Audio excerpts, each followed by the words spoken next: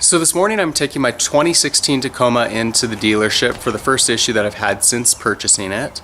I've got about 30,000 miles on it, and I've started to notice that when I'm getting in and out of the vehicle that there's an audible noise of what I believe the rear leaf springs compressing and decompressing as I'm getting out of the vehicle.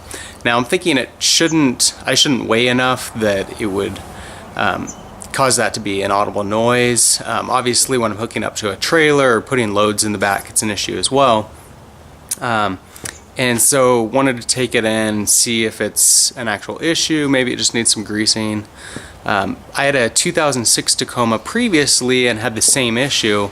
Took it in and they said that it was a recall issue and they replaced the rear leaf springs on both sides of the truck. And so figured, given my past experience with that, I should probably take it in, have them take a look at it. It's still under warranty, and see if that's an issue. Now, while I have it in at the dealer, I've kind of been thinking about doing some sort of a lift on the vehicle.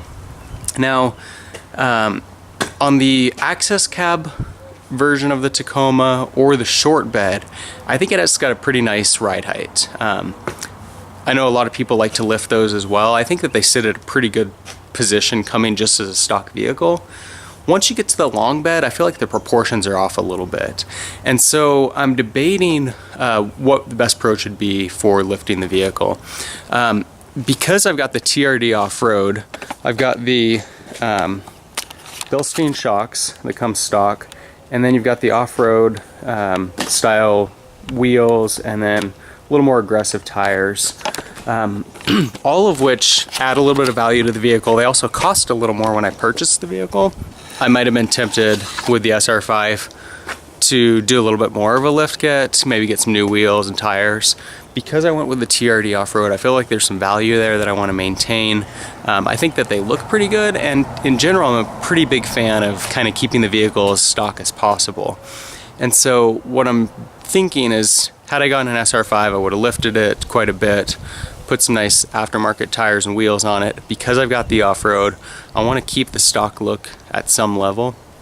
And so I'm wondering if a leveling kit's the best way to go, or if a lift kit's the best way to go. Now, I've done a little bit of research on it, and I found one kit that you can get for about $250. It does a 3-inch lift in the front, 1 inch in the back. It's a 3-1 lift leveling kit.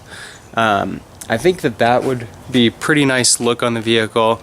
I'm curious to get your thoughts on whether that's going to be the best system to go with as far as maintaining the ride integrity, handling quality of the vehicle, or if you're going to be better off going with just a standard lift. And then the other thing that I'm not a big fan of is when you see Tacomas where the rear of the vehicle is kind of sagging. And so I'm a little worried because I don't see necessarily a 2-inch difference between the front and the rear. Maybe it's just hard to perceive that. But I'm a little worried with the 3-1, if I'm lifting the front 3 inches and the back 1 inch, that I'm going to have a little bit of that sag where the back's going to be hanging down. And so curious to get your input on that too, if you see that being an issue.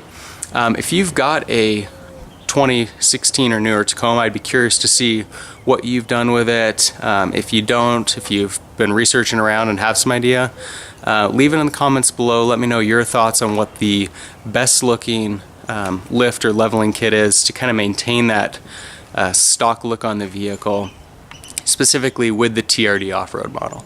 So I'll be curious to see what your comments are below. While I have it at the dealer today, I'm going to get some estimates and compare that with the possibility of doing a self-installation. If you have any input on the complexity of a self-installation, I'd be curious to hear about that too. So leave your comments below, and look forward to getting your input.